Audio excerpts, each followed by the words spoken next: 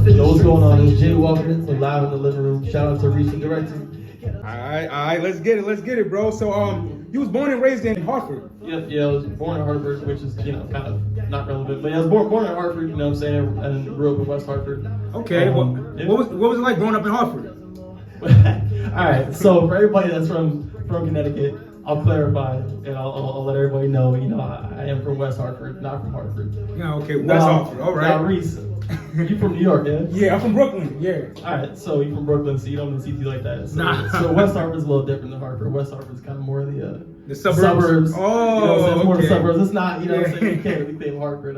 But it was, it was actually, talking about my life growing up is really a lot, because growing up in West Hartford was actually kind of difficult, the suburban, very white town, so there's a lot that goes into that, and I won't make this interview all about that, but if I write like a memoir someday, best believe you're gonna find out what it was like, because it was tough. Tell me about a time, like in your younger years, like 13, 14, what was it like? Man, you just have to deal with a lot of bullshit, all right, so one thing that you go through all the time is having white kids tell you that you're not black enough. Oh shit. Make that make sense. That's interesting. Make that make sense, because you're from West Hartford, right? Now make the lesson, make that make sense. You got white kids from the same town as you tell you not black enough, right? That's one thing. Yeah. And just different shit, people, roasting you for the way, I shouldn't even call it roasting. Let's not give them any credit. You know what I'm saying? It wasn't an artful form, you know what I'm saying? Right. It was more just like being a dickhead, you know what I'm saying, about the way you talk or the way you look, talking about your skin and your hair and stuff like that. So, yeah, it was an experience, Okay. So, a single family home, or you had both of your parents? Both my parents, yeah. Okay. Yeah, they ain't gonna drag me out like Papa Doc, you know what I'm saying? His name's Clarence. Yeah, yes, I got none of my family's good, So were you relatively a good kid or bad kid? Oh, I was a bad kid. Got in a lot of trouble? I was in trouble. I got expelled from high school. Wow. I was like... What you did to get expelled from high school, bro? Well, all right, so the case is closed, so I guess I can speak on it. Yeah. Long story short, someone... I'll kind of cut through all the details. Someone said to me, I'm gonna stab you. And I said, bet.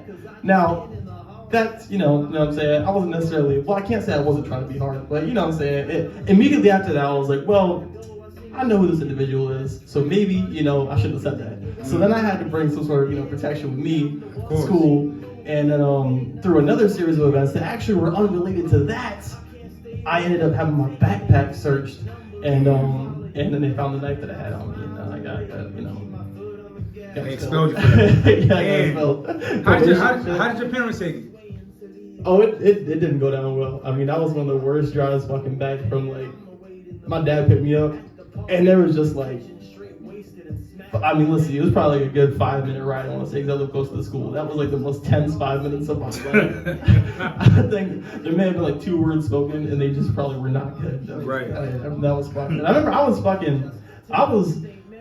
want to say I was scared, but I was like, what am I gonna do? You know what I'm saying? First of all, I got so when you get in trouble, you can get arrested on paper, even though you don't get put in handcuffs, you know what I'm saying? Yeah. So I got arrested on paper, and I had a court date, and I got expelled from high school, and this is all my freshman year of high school. So I was bro, you just started. Yeah, I was this is halfway through freshman year of high school. So I remember just being what am I gonna do with myself? What do you do after this? So yeah, it was, it was what it was. But actually, fun fact, when you get expelled, you don't actually get permanently kicked out. So I came back to school the next year.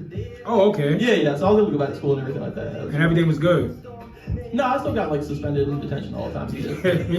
Damn, you said too. I didn't stop getting constantly suspended in detention until my senior year, I think.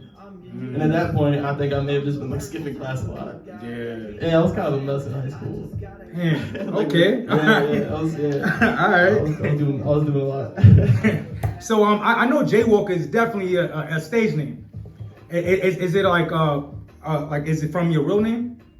Yes, my real name starts with a J. Okay. And I honestly, I always wanted my nickname to just be J. You know what I'm saying? In life, because my real name is kind of whack. You know what I'm saying? If you know me, you know what it is. Yeah. If not, I'm not gonna put it on the floor so I can continue living that life. But yeah, no, my real name starts with a J. And, you know, Walker is just kind of like, so my process for making a stage name, right? I've had a few of them in my life. You know what I'm saying? And I always wanted it to be like something that like sounds like a real name, but it's still like iconic and like a brand at the same time. You know, and it kind of also gives like an image of who I am, but it's also flexible. So that way it's not something like you're not stuck, you know what I'm saying? Like if I was like, you know what I'm saying? You could do any type of music. J Killer, you know, J Killer 45, then I'd kind of be like stuck, you know what I'm saying, with a certain image, you know? So I always wanted something that was like flexible, iconic, like sort of self-contained, you know? So yeah, jwalker, just J, you know, I wanted to be connected to my real name because this, you know, my music is very realistically a part of who I am, you know? Like I don't like, it's not like shit that I'm not really doing, you know what I'm saying? Like my music does come from me, you know what I'm saying? So yeah, my process was just, you know, J comes from my real name, and Walker, I always thought it was a cool last name. And I do a lot of walking actually. I'm kind of like the type of dude, like I can't really stay still, you know, always on the move, in a lot of ways, like physically and just like mentally, emotionally, you know what I'm saying? Very like, kind of like a rambler, you know what I'm saying? Kind of just like, stumble from here. Not stumble, I shouldn't say stumble. I do have a lot of drive, you know what I'm saying? Right. I'm always all over the place, I'm always moving, you know what I'm saying? I'm always on the move, I can't settle down, can't stay in one spot. So it just kind of made sense, you know what I'm saying? Okay. So how long have you been an entertainer? I did my first show when I was like 14. So, you know, oh wow, 10 years, I guess, to be exact. Okay. You do the math on that, I'm 24 years old. So yeah, like 10 years, you know. I mean, on and off, not constantly, you know, but yeah, I've been writing and recording for like 10 years now. But this is my first, I'm now committing to it. So it wasn't like something like, you know, when I was like 15, 16, like I wasn't like in the studio all the time, like putting out videos, you know, doing this and that. Like I was just like writing and recording and just doing that. But now like, you know, this is a music career now, right? You know. So do you come from a musical background? Not hardly. Not a fucking drop of music blood in my Really? fucking hell no. I don't have a dancer. I don't have a singer. No, there's no music. No singing the music around the house. Nobody was playing. All right, you hear mad people be like, oh man, like I grew up in that song because like my mom would put it on. I had none of that. There was no music. You know what I'm saying? Like we were talking about that earlier. You know, like there is no music in my life. Like I had to go and like find music. Damn. You know, like all the music I listen to now is like I had to go and find it. You know, just finding out certain things now. You're like, damn. And we were talking. And that's cool though. It's interesting. I guess it's cool because I get to like choose my own path. But like, it also kind of sucks because like I don't know. Sometimes I feel like I'm not as steeped in it as like other people are. Like I don't have this like natural like ability to perform. Like these motherfuckers that can just sing and dance and hop on stage. Jimmy Ball, looking at you. Motherfuckers that just hop on stage and sing and dance, do all kinds of shit. I'm like, damn, like it'd be nice if that shit just came to me naturally. You know what I'm saying? But we're working on that, you know. So are your parents supportive of your music career? Yeah, they're supportive of it. You know, they come out to shows, they listen to the music. No, they don't go to shows. No, okay. Bro, when I tell you, like, I am the black sheep of my family. Like, no one in my family is going out to a bar at like 9:30 at night. You know what I'm saying? To listen to, you know, loud music. You know, no one's doing that in my family. Okay. No, they support me though. You know what I'm saying? Like, they're happy that I'm doing something I like, and they've always known that I like it. You know, they haven't like. I don't think they've like heard my music and like the lyrics in it, so that there may be a discussion there because admittedly I'm kind of a private dude when it comes to, you know, my extracurricular activities and my like inner, you know, like emotions and stuff like that. So so we'll have to see what happens, you know, when the day comes and they like really like hear my stuff and they're like, right. All right, you know what I'm saying? So we'll see what's up. You dropped High Tide, Dust, and Virgo. Yeah. Tell me about those projects. All right. So, High Tide, Dust, Virgo. You know, there was just me writing about stuff. I'm trying to remember the exact because I've been working on this the last project, you know, saying that I had coming out for a while. So I had to like really like think back on High Tide, Dust, Virgo. High Tide and Dust very much is about me as a person. You know, it kind of honestly plays into like the whole Walker thing. Like, I've always felt like I'm just kind of walking through life, like, just alone, walking through life alone and like, you know, like Nobody understands. Depressed. Yeah, like kind of like that, you know, kind of isolated. So High Tide and Dust are very much like that, you know, kind of like that, just lone wolf sort of feeling where, like, you know, and not in any sort of like heroic sense, but just kind of like you just kind of walking through life, like you just feel like, you know, very isolated, you know, like you're going through stuff, and it just feels kind of like you don't have anywhere, you know, a lot of people to talk to or anything like that. You're always on the move, you know, trying to figure out what to do next. So High Tide and Dust are about that. Virgo. Yeah, what inspired Virgo? I clearly you're talking about an ex. Yeah, so the first line, right? I promised my heart to a Virgo. I knew that for everyone in the cards. My words are like diamonds in purple. We live where I'm looking. So the second bar is just kind of like painting a picture. But yeah, so yes, it is about an ex, and she was a Virgo. And I mean, how much do you want to know about that? You want to know all about it? I mean, how deep do you want to go? Like, I mean, what happened, bro? Well, I was with somebody for a very long time. How long? You know, 5 years. Okay. 6 years almost, really. You're engaged. I've actually been with my wife for 6 years, so I understand that. Yeah, man, yeah. You know, we lived together actually the entire time, and we were like, you know, engaged and stuff like that. But, you know, kind of leading into the Walker thing, I guess you could say, you know, I kind of just have a hard time settling down. So it just, you know. Infidelity. No, not that actually. It was a tough situation, you know what I'm saying? But you know, we consider each other, you know, soulmates and stuff. But I think we kind of just decided that maybe soulmates aren't a forever thing. You have soulmates for different periods in your lives, you know. Yeah. You know, it just came to an end, that period in our lives, you know. So my whole project, you'll hear all about it, you know what I'm saying? The project I'm dropping, it's called Lead Me, actually, and that's all about that. So you'll hear all about that, you know, in the upcoming project. Yeah, but Virgo's kind of I guess a precursor to that, you know. I wrote it right after the relationship ended, you know. So you would mainly say you're fueled by pain, like yeah, when you pretty write. Much. Yeah. Honestly, yeah. I don't even like. You can't put yourself in any just random situation, just write from there. Yeah, nah, like I can't really write like anything that's just like, I mean, I can write anything, you know what I'm saying? I shouldn't say I can't write anything, but the music I like to listen to and I like to make is always about like pain, you know, like I just, something about it, like me and pain, you know, if I could play guitar and sing, I'd be a blues singer, you know what I'm saying? Like I definitely, me and pain just have a lifelong relationship. I don't know how to say that without sounding too like, yeah. You know, no, I understand, just bro. Is, you know, it's just what it is. Yeah, I can't even like, I couldn't write a song that wasn't like about pain in some form. I just couldn't do it. Yeah. So who produces your music, as far as the mixing and mastering? So shout out New Vintage Studios over there in East Hartford. That's where I record, do everything. Deer, you know, W.Y.K, Shot from the Block. That's his tag on the gram, you know. All right. He's the engineer there. You know, producer, you know. Where they located at? They're located in East Hartford, actually, right across the river. So it's, you know, the address is East Hartford, but it's literally like right across the river from Hartford. Okay. You can actually, it's a very nice building. You can look right across the river and see the Hartford skyline and everything. Oh, that's dope. Nice. Yeah, man. So that's where I record at. That's who, you know, produces and engineers my shit. You know, New Vintage Studios. And it's awesome. You know, this whole project, you know, that I'm putting out now, is definitely defined by the fact that I have a good team to work with. You know, for it. Without. What's the name of your team? New Vintage Studios. That's the team. Yeah. Okay. Yeah. All right. Yeah, that's the team. You know, all the people there. You know, shout out to them. Yeah, that's what's up. All right. Yeah, man. Are you guys looking for any more like members, anything like that? What when you say member, we're looking for artists all the time. Yeah, like artists, like other creators. If you record music, right? Like let's plug them in. You know, R&B, you know, in Connecticut. You know, pull up to New Vintage. I promise you, it's very professional, but also a supportive, creative environment. You know, the equipment is awesome. You know, the engineers know what they're doing. It's a great environment. So yeah, definitely. New Vintage Studios, MVS. You can find them on Instagram. Just New Vintage Studios. Yeah, man. I mean, it's right there. If you are near Hartford or just in Connecticut in general, it's a worthwhile experience. Book a session. You know, come through, see what they can do for you. Very cool. All right. So who make your beats?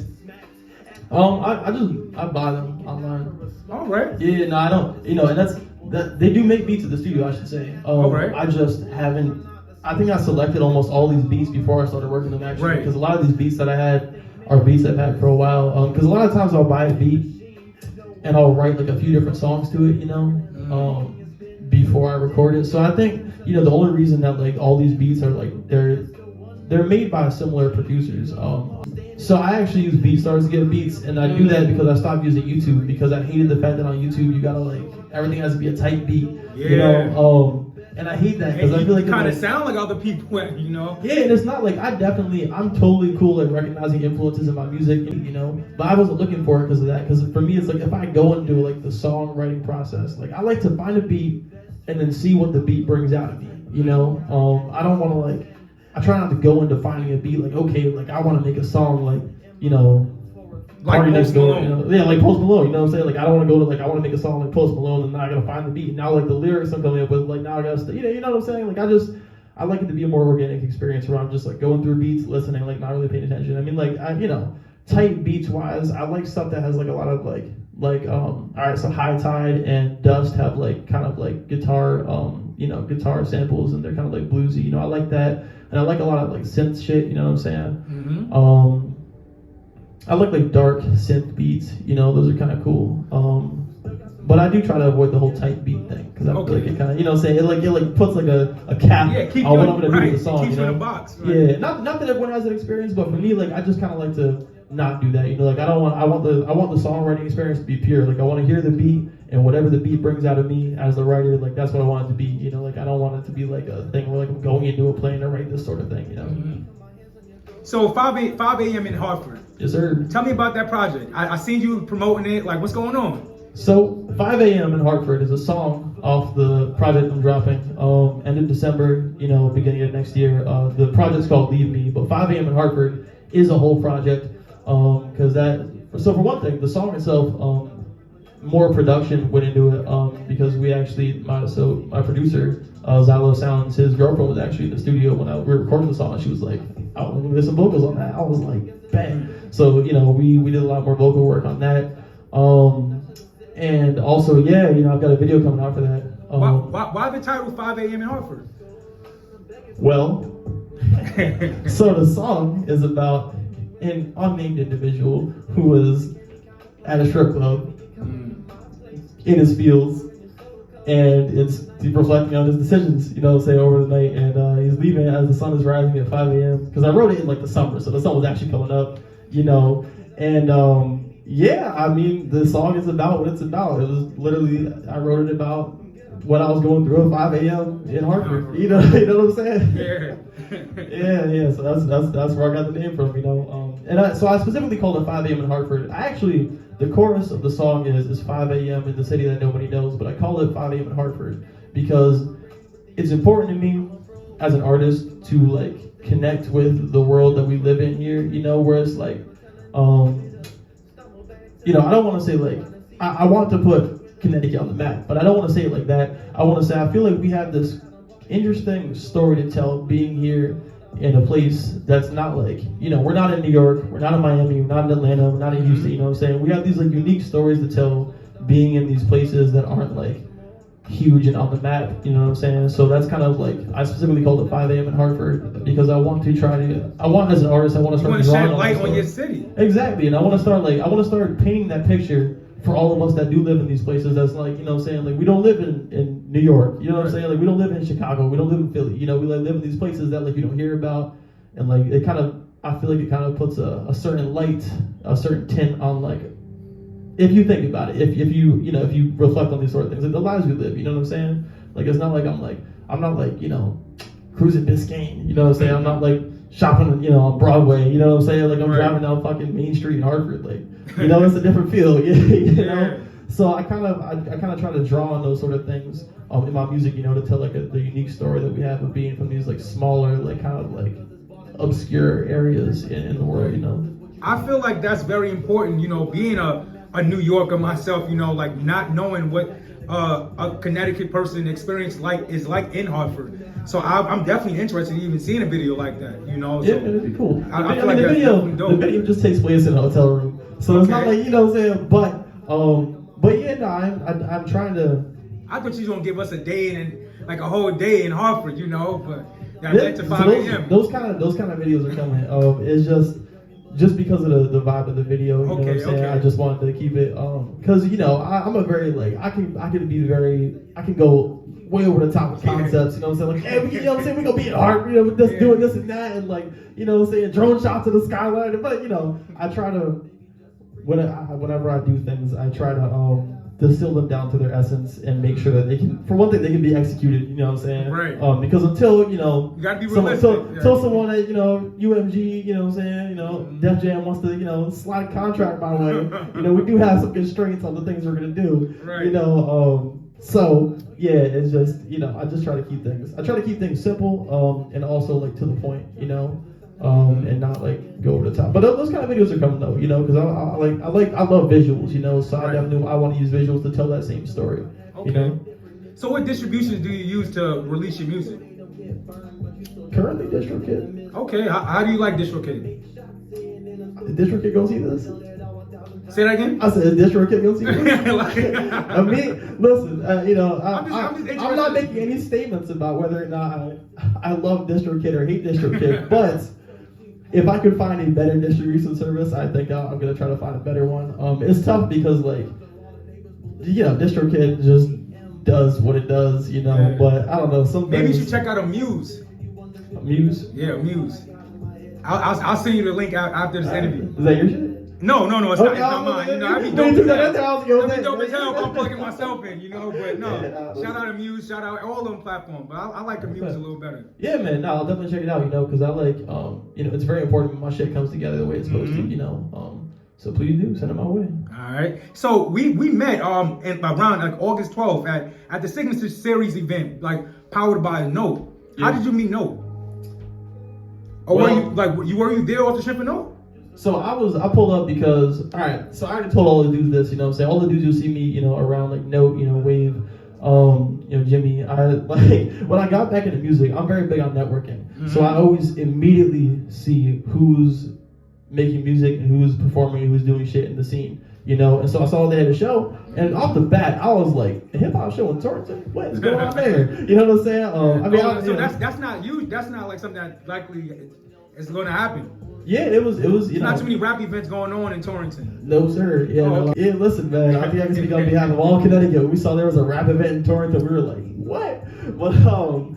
But yeah, no. So I just found them online because I was looking through. I mean, honestly, what I do is I just look up in the hashtags of like Instagram. I feel bad that I always use Instagram for that's my main social media. I don't know if there's cooler social medias that people think are cooler, but me, I'm a picture book kind of guy. Yeah. So yeah, I just go to hashtags on Instagram like CT Music, New York Music, just to use around. And so I just saw the show and I pulled up with the show. And I don't think I actually talked to Note that day, but I was talking to Wave and Jimmy Vo. And I met Note just at other shows and stuff because I like the music. I'm saying? I like the music. I like what they do. I like them as people. So I just pull up to the shows. So how was it performing in Philly? It was cool. Philly's a cool city. I like Philly. Who event was that? Oh man, don't make me embarrass myself. You better cut this in the interview. I do not remember. I want to say. Yeah, you said it like you didn't even remember performing. It was okay. It was called the Art, Fashion, and Music House. I want to say it was the first event. Oh yeah. Okay, here we go. Because there was 2 events I went to. Yeah, that's right. Okay, now it's coming back to me. Okay. Bro, if you ask me about shit that is more than yesterday, so yeah, no, what was that? It's called the Art, Fashion, and Music House, in Philly, and that was really cool. It was a cool event. It was a showcase situation. And they had a live band actually. So what would happen is they'd have your beat playing, and then the band would pick up on your beat, and they'd fade out your beat, and they'd be rapping with the live band. That was really cool. Well, that's mad dope. It was very cool. Yeah. Wow. And then the next day, I went to an event by this dude. It was at, I cannot remember the name of the venue, goddammit. But I should have done my homework, damn. But anyways, but it was by shout out Walking Vibe. You know what I'm saying? He's this dude. He puts on events and stuff. And that was in Philly as well? Yeah, that was the next day. Oh, so you performed twice in Philly? Yeah, that same day. Twice, yeah, man. What, within that same week? Okay. It was a Thursday Friday situation. Yeah. So yeah, it was cool. And I connected with Walking Vibe from my engineer Deer because he's from Philly and he knows that dude, so he just kind of recommended me for the showcase.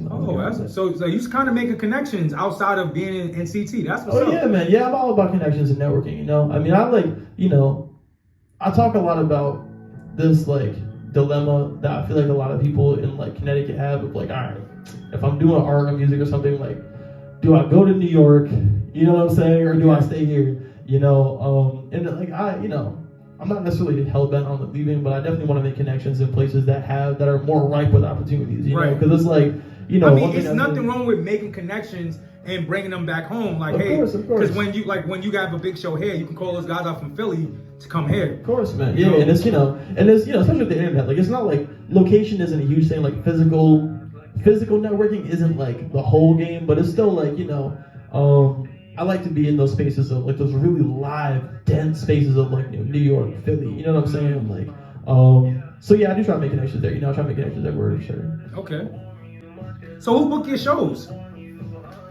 Me. There's nothing wrong with that. I am looking for a manager. Okay. Let me tell you right now, I need to fucking what do you call this shit? Outsource some of my workload. Because oh my god, yeah, no, it was it's a lot, you know, because I got a lot of shit. I mean, I'm honestly even outside of music, like I'm busy, you know. So like I'm definitely want somebody to book shows for me because like I love doing shows. I love live performances, you know. But I know it's also about like who you know. So yeah, if anybody out there is looking at me and is thinking, yo, I can book some shows for that dude, you know, please hit me up because my God, like, you know, I feel like I'm definitely gonna start sending some more shows your way when I see him. Please do. Yes, sir. Yes. Yeah. Shout out to Reese, the director. Yes, sir. He puts on shows and all that, you know. So if you're looking at this, you know, you're not seeing him. You know, I'm looking at him. You know what I'm saying? But make sure you look at him for shows and whatnot going on in your area. Appreciate you. Some dope events. Appreciate you. So, what inspired you to make music? Honestly, man, I don't know. Like, so like I said, like I don't, music isn't something that people in my family do. So like, I don't know, man. I just like I started writing when I was like middle school. I want to say like 8th grade. Have you ever wrote any poetry? I mean I have, but like me and poetry aren't really great friends like that. Okay. I don't know. I don't know what it is, but something about poetry, I don't know. I probably could write poetry. I think so. You know, like your music, you have a lot of pain in there, so I feel like you could definitely tap into poetry. I mean, it's not that I just like. I like music better than poetry. Right, even listening wise, I'm being polite. People who know me are probably watching this and waiting for my why I don't like poetry very much monologue. I'm not gonna get that monologue today, but yeah, it's well documented. Me, I'm not a huge fan of poetry. Say what you will about me, roast me in the comments. I don't care. Yeah, man. Oh, anyways, so why not start making music? I do not fucking know. I mean, like something about beats, like. I mean, okay, so I've been making music, recording for like 10 years, right? I would say like 3 or 4 times in that, I was like, man, this is not working out. I'm just not going to do it. But I always come back to it. So that's why this time I'm like, I just committed, saying I'm pursuing the career. Like it's happening, I'm investing in it. It's just, I'm fucking just going forward, down the line. I honestly don't know. Something about it, just when I hear beats and I see the music scene, I'm in the scene and like, I'm hearing other people make music and like I've always had this thing where if I'm listening to music, like something in the song I'm listening to will like inspire me to make a song. You know what I'm saying? And not always about like the same thing that song is about. It'll be like I'll hear a lyric and I start thinking about something else and I just kind of go down like the line of writing a song and then I'm like, all right, I want to make a song. So I honestly don't know. It just happens. Like it just keeps happening to me. I don't know why it just keeps happening. So now I'm just doing it. Like I can't really explain it. Honestly, I have no idea. When I hear beats and like. I don't know, like I hear beats and bars come to me and like I just fucking can't stop. I don't know what's wrong with me. So what do you hope people feel when they listen to your music? I don't know. I think I like to listen to music that's sad because something about sadness is like pure and comforting to me. Like sad, like desperation, depression, you know what I'm saying? Like isolation, Were you a fan of X or Juice WRLD? So I do like their stuff. Yeah, I'm not like huge fans of them. You know what I'm saying? There's not a lot of I should say there's not a lot of artists that I'm like I can like claim being a fan of only because I've really been lazy about doing music homework. So like it's hard. Like when I hear new artists, like I'll like okay, not that these are new artists, but when I hear other artists, I will like forget to like pursue their music. You know what I'm saying? Like I'll hear their songs. So yeah, I definitely like X. I like Juice WRLD a lot. If you know me, I've been a fan of The W.Y.K for a very long time. Oh, okay. Yeah, no, that's like the trilogy projects, Kissland, you know, those are like lots of that in my playlist, you know what I'm saying? Because I like that like sadness, you know, lots of like blues songs, you know, I like kind of sad, just sad music, low-key music, you know. Anyways, back to what I want people to feel when they hear my music. So I like music for that reason. I like to just be in that world of, I don't know, like, I don't know what it is. Something about like the pureness of being sad. And that's what I guess I want people to feel like at home and like comforted by it, but also like understand my world, but also like use it to like as a soundtrack to their world, you know, their world of sadness, I guess. Yeah. So we can all be sad together. Honestly, I guess that's it. I don't know. Like I guess I want people to hear it and like feel like it's this in the same way I hear music songs that I like and they're like the soundtrack to my sadness. Like I want my songs to be the soundtrack to their sadness, I guess. I never said that out loud, I guess. Now that I'm thinking about it, listen, I'm sticking to it though. Listen, I'm not backing down. That's it. So how would you describe your songwriting process? Honestly, we were talking about earlier, sometimes I'll buy a beat and I'll write, you know, 2 or 3 or 4 different songs to it. Sometimes I'll hear a song and I'll write and record that song in, you know, anything from 6 to 12 hours time. And sometimes I'll I'll have a song, write it, record it, never release it. Sometimes I'll be in the studio and like, you know, like I made a few songs with my engineer Deer, you know, because he also makes music. And like he'll just find a beat and he'll show me the lyrics he has. I'll just write something there on the spot and record it. You know, so my songwriting process, like in terms of like time and like how I go back and revise things, it varies. You know, but in terms of my actual like step-by-step songwriting process, I don't know. I just kind of hear the beat. I think about what picture it makes you want to paint. You know, and then I kind of start choosing words and flows based on that. And I always try to choose my first line to be like important. You know, like I never want the first bar to just be like an empty bar. You know. So I always try to use that and have the first bar really anchor it, you know, and then just kind of paint the picture from there, you know. And I like fucking with rhyme schemes and stuff like that, and like, you know, things. I'll have to think about it. Now I gotta think about this, Reese. You know, that next time I write a song, and I'll be like, what is my songwriting process? You know, like I gotta start taking notes on it. Next time someone asks me this shit, I'll be like, well, I have an answer for you this time. So tell me about your first musical memory. First musical memory. Yeah, because like, and this is very interesting because you didn't grow up any music at home, so that music I did. So like I could just remember like hearing music all day on Saturdays and knowing them old school songs. So when was that moment for you? Oh, dude, I don't even know. Like, I'll tell you. All right, I can tell you what really like got me into the world of hip hop was, you know, the song "I'm On One." Obviously, remember that song? You know, "I'm on one, fuck it, I'm on one." Drake and who the fuck else was on that song? I cannot remember right now. But no disrespect to whoever was on that song. But I don't know, bro. That was like this puts in perspective how little exposure to music I had. Like I had to actually go and like research Drake. And this isn't like whenever I'm on one came out in 2011, I think. So like this wasn't like, it's not like Drake was unheard of at this time. You know what I'm saying? So I had to go and like find these artists and get in their shit. My first musical memory in life. There was some song in a commercial I liked. I can't remember the name of it. So it was something like "Wake Me Up Inside" or some shit. It was like one of those like sad like metal. It was like one of those like not sad but like existential like metal rock songs. And it was always on this commercial that I liked when I was a kid. And I remember like, oh, I like that song. And I always want to hear the commercial, but I don't remember the commercial or the name of the song or the band or any of that. But yeah, I think that's probably my first like music memory. Although allegedly, I have heard from my parents that I was always walking around banging on pots and pans when I was a kid. So maybe it started way back then. Maybe it was that, you know.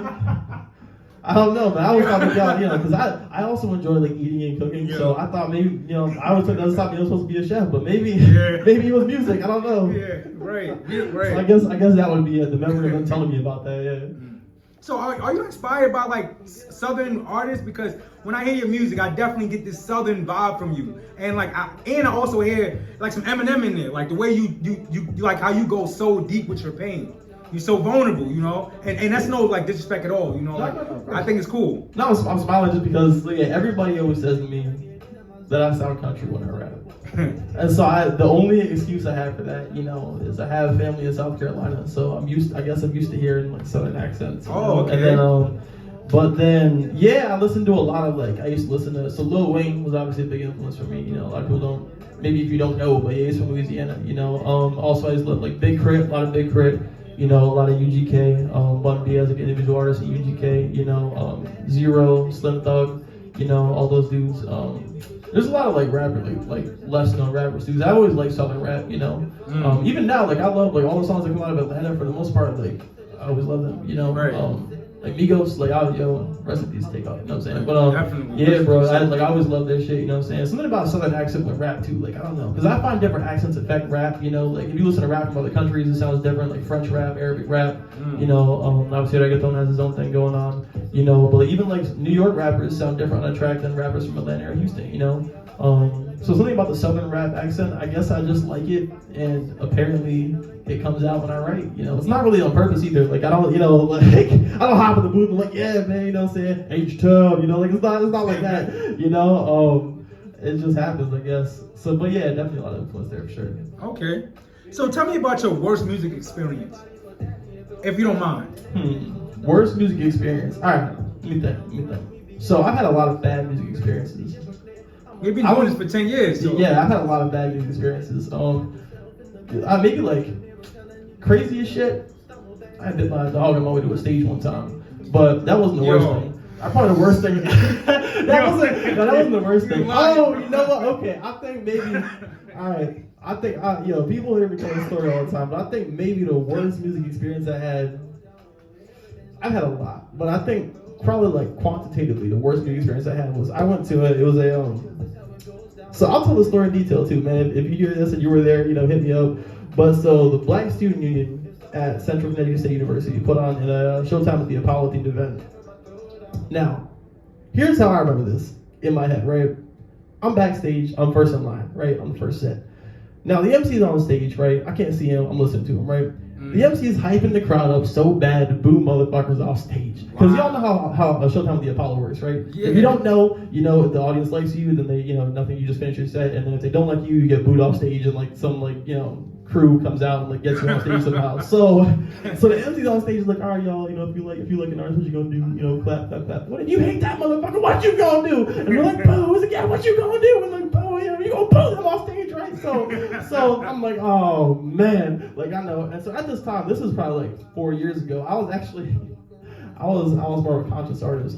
I was a very angry conscious artist. I didn't have a lot of nice things to say about people. So like you were like angry like with like the white man or like the world, like what were you angry about? Everything. Okay. Everything. So I went on stage in this song I'm like criticizing like society, you know what I'm saying? And I had this one line. I'm not even gonna say it lest I get canceled, but long story short, I referred to the audience with a word that starts with an R. And I use this to describe them as a result of everybody trying to go viral online, doing stupid shit to go viral online. But at the mention of that word, immediately, this is like 8 bars into the song, get booed off stage by probably like 500 people. So that was, you know, it didn't really hurt that bad, to be honest with you, but like, it still sucked, you know what I'm saying? Like, it wasn't like I wasn't like hurt, because that's just kind of the game, you know? That's just the game. It's Showtime with the Apollo, you know what I'm saying? But having 500 people boo you off stage, and I remember these two fucking short Kevin Hart looking motherfuckers came out with some fucking brooms and swept me off stage and shit. I was like, yo, I'm not gonna hold you. I forgot that was gonna happen too. I was like, bro, let me not. Anyways, yeah. Long story short, that was not a fun day for me. I wasn't very happy with my life. Okay. At that, for a few hours after that, I was like, God damn.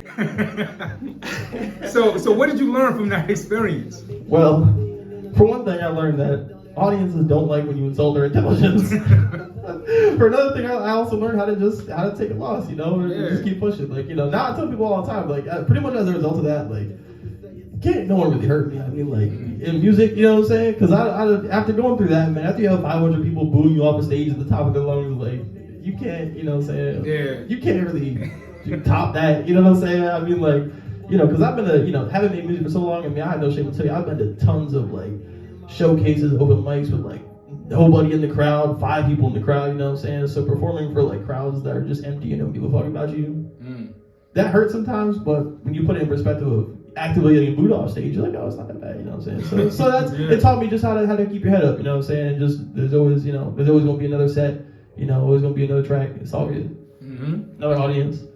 So who do you listen to right now? Oh, man, all right.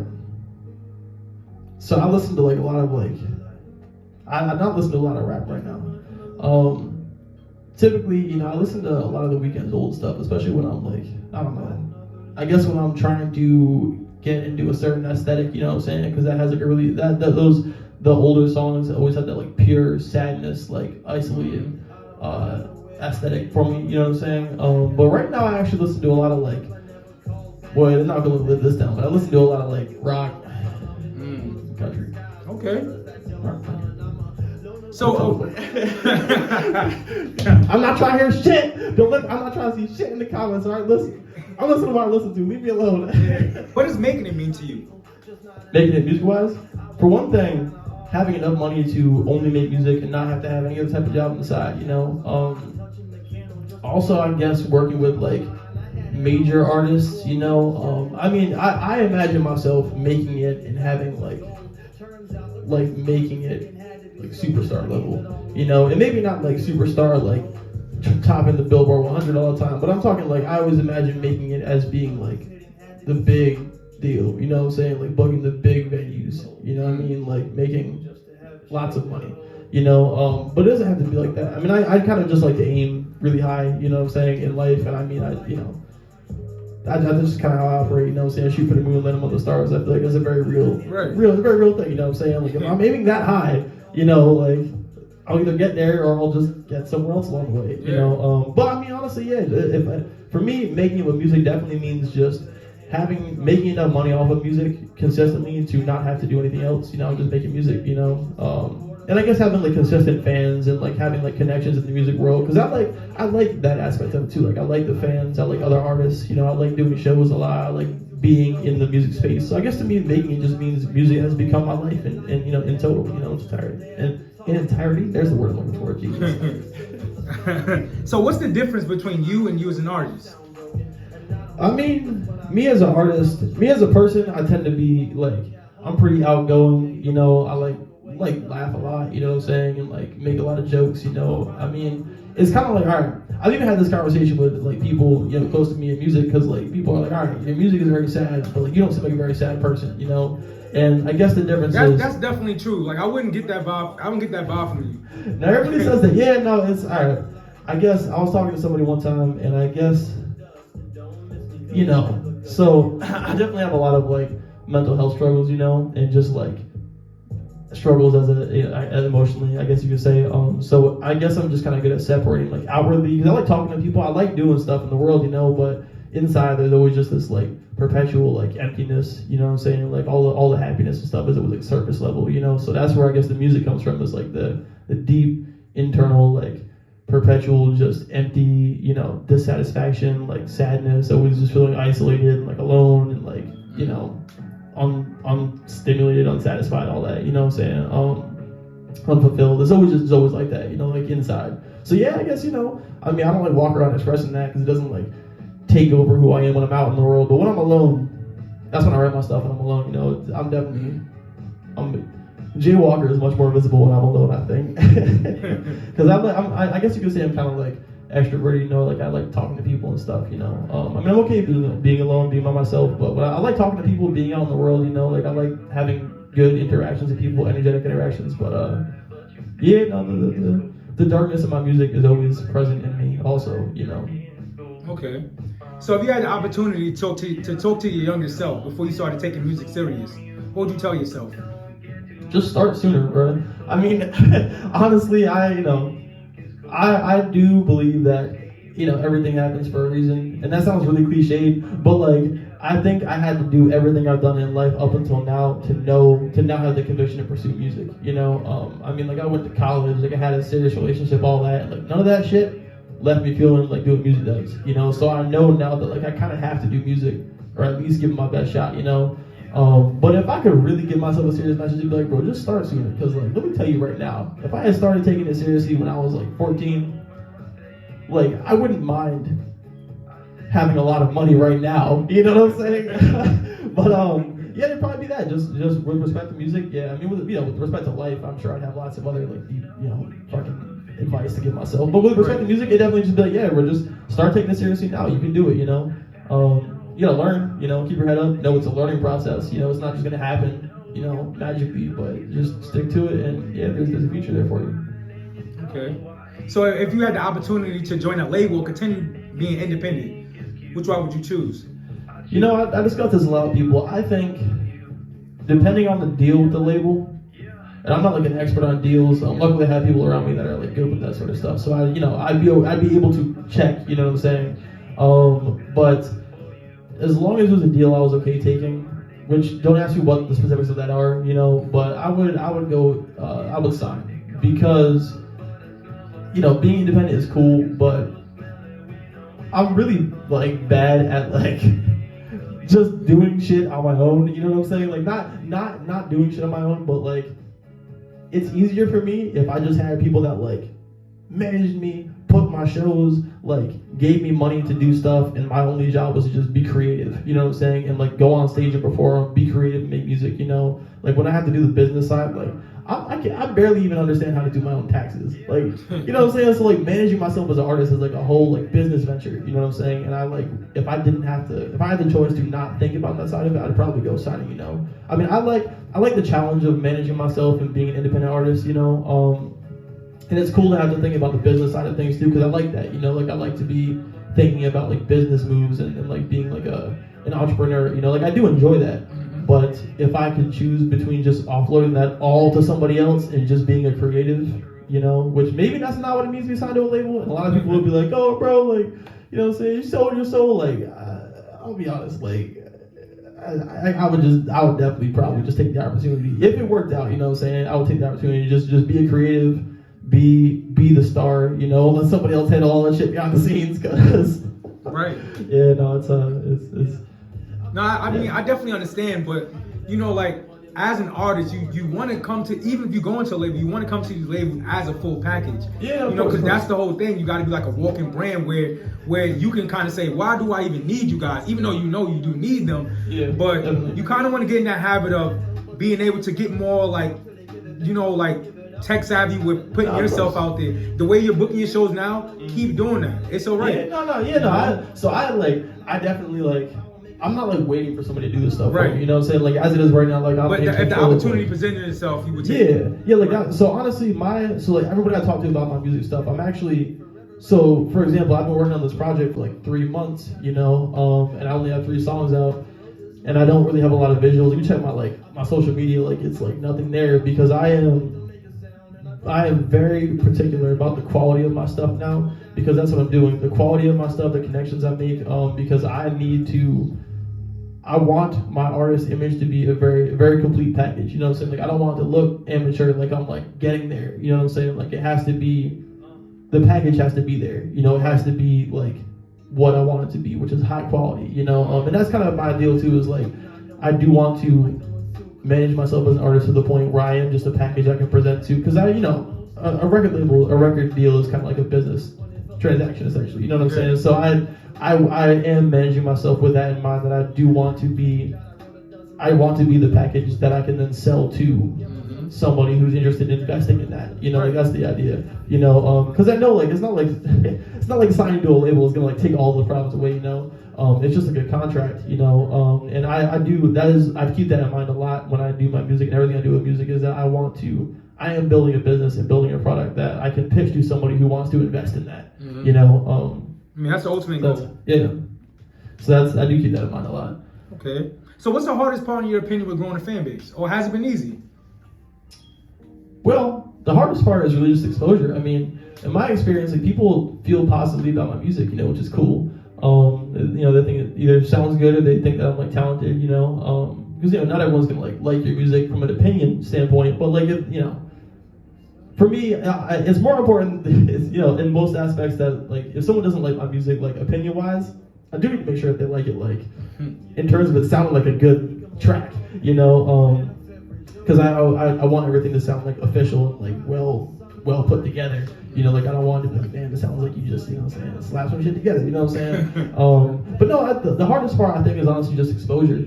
You know, getting to people, and like I said, my online presence right now isn't great because I'm working on the product currently to promote, to advertise, to bring to the market. You know, and I'm just very particular about it. So that's why I don't necessarily have the product that I'm selling right now. But in my experience in the past and everything too, just the exposure, just trying to get in front of people, whatever that is. I mean, whether it's the cost of actually like paying for promotions and ads and radio plays, or it's like literally getting people to like just listen to your music. It's just the physical act of getting exposure. Right. If you had to choose between what makes you happy and what makes you money, which one would you choose? Well, in my experience, not many things keep me happy for a long time. And money can make you at least temporarily happy many times over. So I would probably, it depends. You mean like in terms of a career? Because as it stands right now, to put this without being as far as in your career, of course. Oh yeah, so you mean like in terms of like me pursuing a career outside of music versus music? No, in terms of like doing that, like I already chose music, which makes me happy. Because not to like sound like cocky, but I've had to turn down opportunities that would have made me a lot of money, but I would have just been like, it would have been me in like the corporate world, you know what I'm saying? And that's not what I want to do, or no, I shouldn't say the corporate world, but the professional world, Right. I want to be a music professional. Like I have to make art, if I'm not doing that, I'm not happy. So yeah, now in terms of music, like I already chose music. It's already been chosen. Okay. Who's your top 5, dead or alive? No specific order. Goddamn it, Maurice. Talk about this. All right. Okay. All right. Fucking hell. All right, this is tough because I haven't like listened to I haven't like immersed myself in the world of hip hop, in like the history and all the past and present artists like that in so long that this is like hard. All right. So in terms of artists that this is just gonna be top 5 that I like and have influenced me, right? And their skill combined.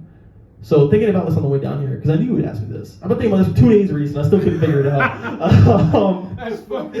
2 days straight, I'm like, damn, he's gonna ask you the top 5. You're gonna have to come up with some shit. Yeah. All right. Number 1, and a combination of influence, skill, and me liking them, probably Lil Wayne. And not that Lil Wayne is an artist that I'm a massive fan of, but in terms of his talent combined with me just liking his music, you know what I'm saying? I would say Lil Wayne. Of course, what he did for the culture is amazing too. Yeah, no, exactly. You know what I'm saying? Lil Wayne changed the landscape. Yeah. All right.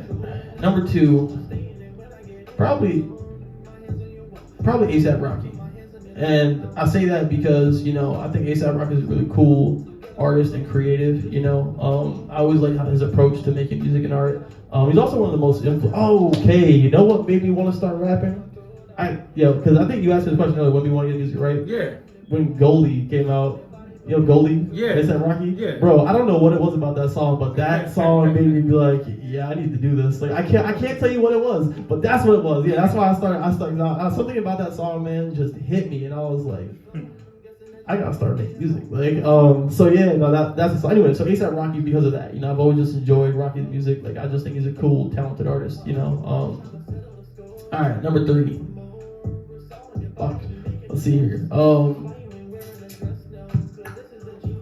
I don't know. Maybe I might say, and this is not a statement of any kind. This is purely in terms of past, catalog. You know what I'm saying? And my experience with their music.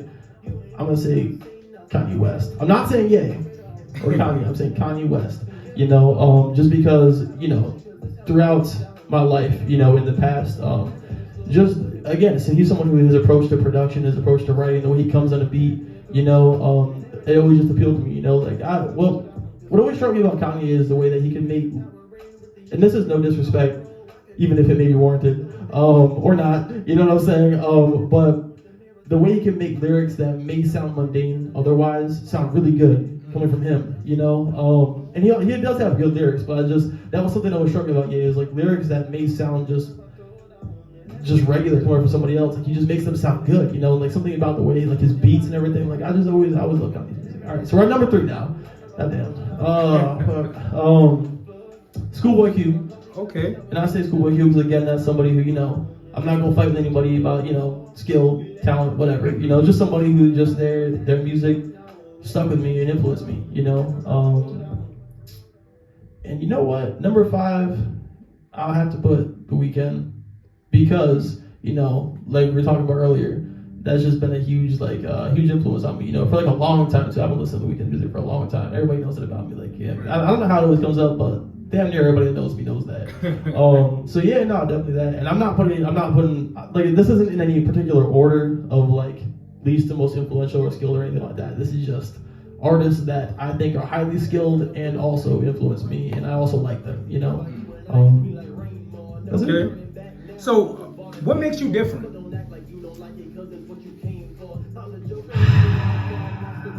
Ladies who asked this too, and I was like, damn, this is like when your job interview, they're like, tell me about yourself. Right. You know, I don't know. I don't know. I think because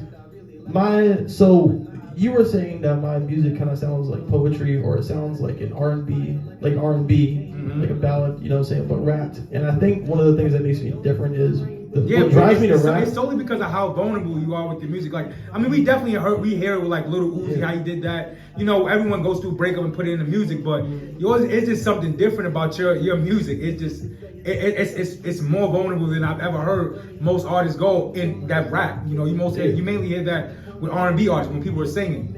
Yeah, so I think that. So like I said to you, you know, before we started recording was, you know, the only reason I rap is because I can't sing. You know, and that's a work in progress, you know, and I think what makes me different is... Because you are taking music classes, right? I am taking singing lessons, Yo. Don't ask me to sing anything. But no, I think what makes me different is, I don't, it's kind of weird to even say I rap. Like, I don't approach it like I'm like rapping, you know what I'm saying? Like, I don't like see myself as like I hate people say this. I don't see myself as a rapper, but it's like I don't see. That's myself why I as asked like you what makes you different. Yeah, it's like everyone has the same answer. And what makes you different? So I think what makes me different is my main drive for like music is I just always live my life with this like really intense, deep pain inside of me. Can't tell you why. You know what I'm saying? But like I just want to paint. Painting that to life in my music. For some reason, makes me feel better. You know what I'm saying? It seems to be a bottomless pit, so I don't think it's getting better, but it makes me feel better temporarily. But yeah, no, I think that because my drive to make music is less about me being like a rapper. You know what I'm saying? Whatever that entails, and it's more about me like trying to just express and like paint this thing and like paint my world for you. You know, like show you how I feel and how I see the world and my experiences and like what it looks like. You know, but also like a bit of like it's not like a how do I put this?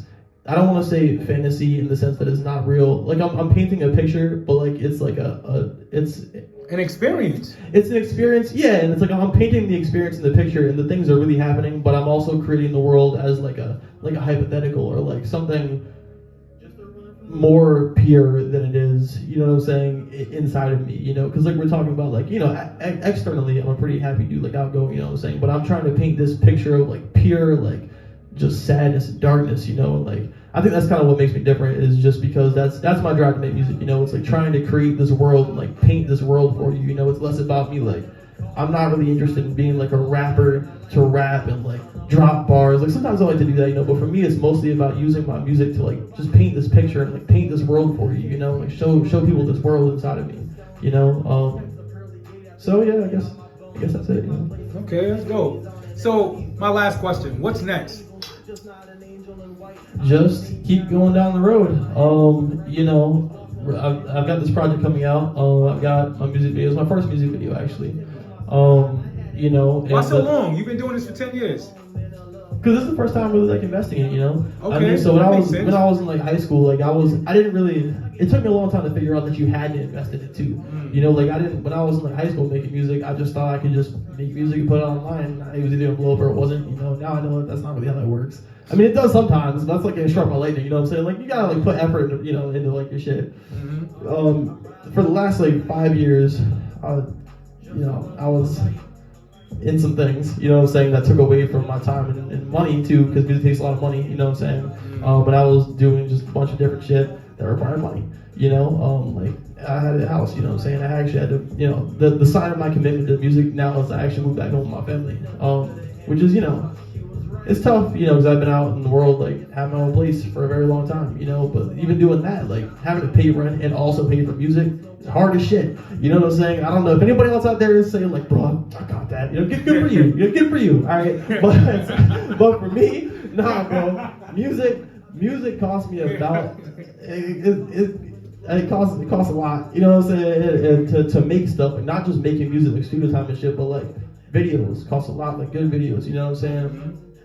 Promotions, you know what I'm saying, trying to just come up with different concepts, like being in places, you know, having the time and money to like go to shows that are far away, you know, spend all your time like out all night at a concert, you know, like doing those things. It's hard to do that and also live like a normal life, you know what I'm saying, of just like waking up, going to work, paying rent, you know what I'm saying. So that's why I did. That's why I just started, because I just decided to commit to it. And I'm like, you know what? I'm going to invest time and energy and money in this, and like we're just going to push. I'm going to take all the energy I've been putting into pursuing like my professional career and pursuing like my you know, I guess you could say my adult life in terms of like, you know, owning shit, you know what I'm saying, owning all sorts of stuff, and I take all that energy and all those resources and just put it towards my actual dream, which is music, you know. Respect, man. Respect. Yeah. Yo, Jay, I really appreciate you, bro, for coming out. You know, we spoke earlier this week, and you was like, yo, let's lock in at the end of the week, and we did it. You know, I appreciate you, bro. But would you mind leaving us with the performance? Yeah, of course, man, of course. All right, let's get it. Man, I've been alone for a minute. Been alone, cause connected means committing, oh yeah. And I've been a ghost in the city in the dark, and I keep a Kumio with me, oh yeah. And she make me feel amazing, she ain't have to rip my heart out. I'm a silver plated, known to make him feel like we are dating. Known to say I love you when I'm faded. No, I don't believe it when I say it. No, do I expect reciprocation.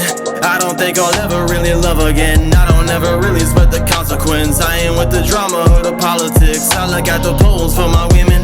Man, I've been a ghost in the city. Man, I've been alone for a minute. If you looking for me, it's the siren song got me swimming. Gonna give it all for my wishes. Gonna give it all for my kisses. I feel like a ghost among the living. Always find the gone girls pretty. Always trying to spark some kind of feeling, oh yeah. Yeah, cause my emptiness haunts me. Known to say I love you when I'm faded. Please do not believe me when I say it. Cursed to be romantic, but it's all desire, ain't no real intention. Can't nobody really hold on to my attention. Yeah, I can't be alone in my city. When I'm back in it, that's when a ghost comes to see me, oh yeah. Got the crowded street feeling empty. Started feeling maybe I am really just a memory, oh yeah. Using spirits just to chase the spirits. I can't catch a feeling cause my demons running interference. I could never be a sweetheart. And they call my ex a widow around these parts. It's a miracle I'm living with these scars. Wear my heart out on my sleeve, these are deep thoughts. Cufflinks pinning down the chain, stays there until it gets rusty. Trust me, I'm better off the key's gone. When you on top, I don't gotta breathe, nah. Taking sedatives to send me off to sleep, nah. I don't wanna think, no. Getting better, no, I think not. I feel like a ghost among the living. Always find the gone girls pretty. Always trying to spark some kind of feeling, oh yeah. Yeah, cause my emptiness haunts me. Known to say I love you when I'm faded. Please do not believe me when I say it. Cursed to be romantic, but it's all desire, ain't no real intention. Can't nobody really hold on to my attention.